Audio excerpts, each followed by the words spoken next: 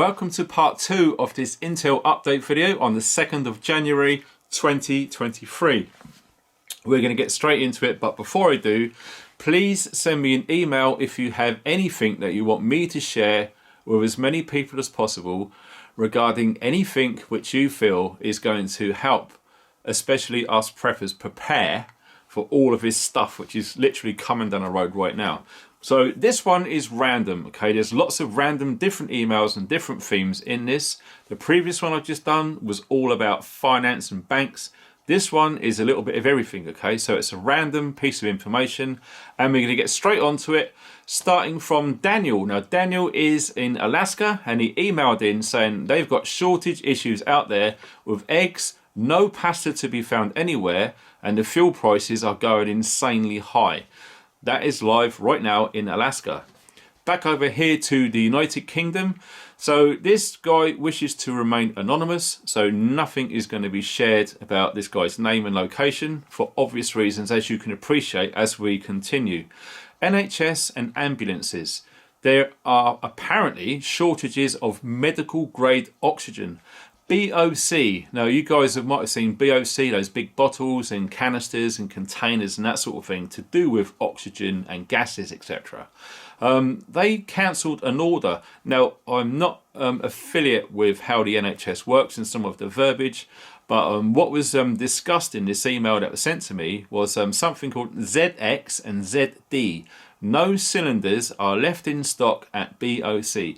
So there is a big issue with oxygen on ambulances. Now, if any of you guys are in that sector, can you please send me an email? I want to find out what else is going on, because that is very important.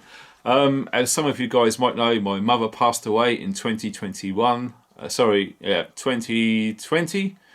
And yes, that was respiratory related, and gas, oxygen was used to try and save her. So that's a big thing and we need to find out more about that, please. Also, we're looking at will we be losing European Court of Human Rights? Like I said in the live stream just recently, there's going to be big changes right at the end of this year. So January 31st, 2023, lots of the good things, if there are any, which come out of the EU, which we were involved in, will be coming to an end or starting to come to an end from that moment on. So we're talking New Year's Eve, right at the end of this year, okay? Crazy, crazy, crazy. Apparently we will still have access to Universal Declaration of Human Rights, okay? So if any of you guys want to look into your laws and stuff, that is seriously worth a good look into, okay? Also, from a different email, it states that Boris Johnson to face charges, and whatever comes out of this trial, or whatever you want to call it, will shock everyone in the UK. So I've literally got no idea. This is just information that I'm passing on. Also, it says here, King Charles will die this year, and it would be the end of the monarchy. So no successors like we are led to believe. Whether it happens or not, I've got no idea. Like I said, these are emails which are coming my way. Someone else, again anonymous, said they saw 20 security guards at a migrant hotel in Coventry. Doesn't say what hotel it is, but that's what the intel is. And looking onto this, crazy. I'm going to leave that one to last, about Tesla cars. That's quite interesting. No, smart prisons.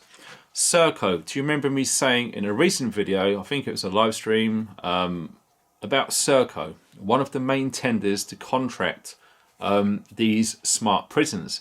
Now, like I said, there's one of 6 smart prisons that are actually operational. The second one will be operational this year. So then there's 4 left to do over the next few years. But the leading contractor who won that contract, which was tendered by the government, you're looking at the CEO. So the CEO of Serco, whose name is Rupert C. Soames, an OBE, an Honourable British Empire, so Officer of the British Empire, I should say, sorry. He gets £2.4 million a year. Very nice, friends in high places there.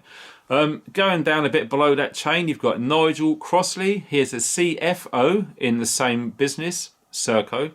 He gets £467,000 a year. So some might say jobs for the boys there. This is really out there, right? And I've not even looked into this, but it's an email that come my way, and it's literally 50-50 on this. The 5th of January, so this Thursday, a major event will happen, and it's going to be from an external source. I've got no idea. I really don't. Like I say, I'm just passing information, okay?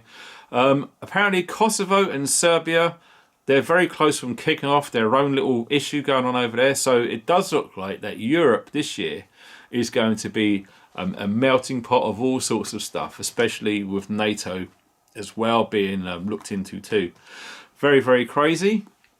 Also, the 29th of January, it looks like Iraq is going to be going over to the gold standard. So like I said, there's lots of like companies, countries and people withdrawing from anything to do with the US dollar. Okay, so like I said in the previous video today, more information there. Tesla cars not charging in the cold/snow. Do you remember me saying for a long, long time in all of my videos, batteries don't like cold, okay?